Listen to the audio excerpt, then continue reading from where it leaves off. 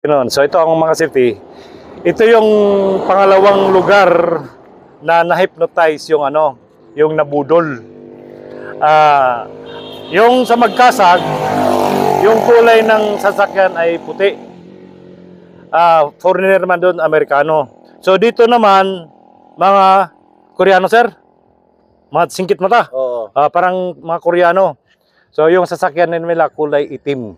So sir, ikwento mo nga sa akin, sir, anong pangyayari son, sir? Hindi, nagkuhan na to lang, nangungutan na ba og asang port? Asang port Liloan. So nagtanong lang sila na nasaan daw yung port ng Liloan. Okay, tapos? Di itudloan nga mao na. Di sura. Nagpakita ba silang dollar nga kwarta. Nga nangita po sila og tanaw sila og 100 nga Philippine money lagi. So alam nyo mga kasipti, yung modus pala nung mga tao na yon. Una, tinatanong yung dito, yung residente dito kung nasaan yung port ng Liloan. Okay. So pagkatapos sinabi ng ganito, papunta ron mga ilang kilometro. Tapos maya-maya daw nagpakita ng dollar. Okay. Tapos nung nagpakita ng dollar, US dollar, nagtatanong daw na kung may luma ba silang 100 peso na bills. 100 peso. Tapos sir, kung sa may natabo to? Tapos kuan nangita na po uskalibo nga kuan daan. Nga kwarta ba. So pagkatapos mga safety, nagtanong pa daw ng lumang 1,000 piso.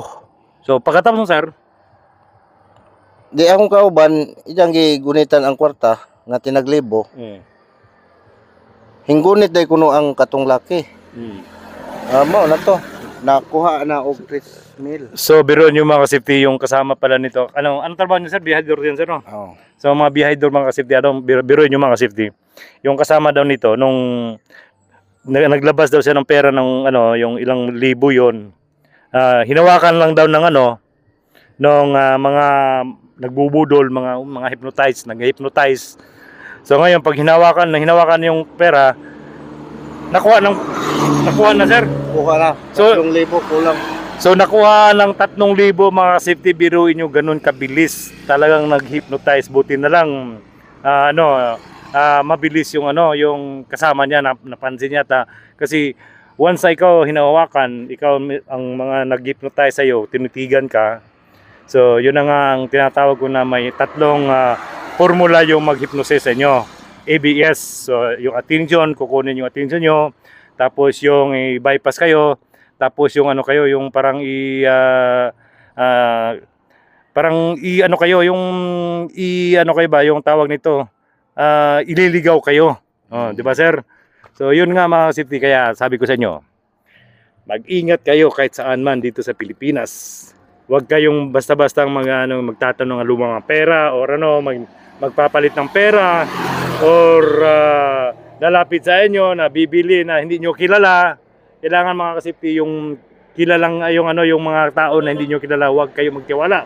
Lalo na yung mga foreigner, kasi yung mga foreigner pala dito, yun ang nagkakalat dito sa atin sa bansa ng Pilipinas, mga nag-hypnotize sa atin. So kaya mga foreigner, mag-ingat kayo sa mga foreigner. Hindi lang sa mga foreigner, dito rin sa atin, pero lalong mag-ingat tayo sa mga foreigner kasi sila ang nagkakalat dito sa atin sa bansa ng Pilipinas. Biruin nyo, probinsya, pinapasukan pa nila. Sige, malamang mga safety, ang dami niya, nagkakalat sila dito sa buong Pilipinas. So sir, ano sa may masulti mo sa mga nagkuhan, sir? Nagnakaw, sir? Nagkuhan sa kwarta? Kuhan ra. Naray bawas na nila puhon. So yan na nga, sasabi ni Bossing na may din sa inyo, may karma. O may karma din kayo. So yun lang po mga kasipti. Maraming salamat, sir. Thank you, sir. Thank you, sir. Thank you.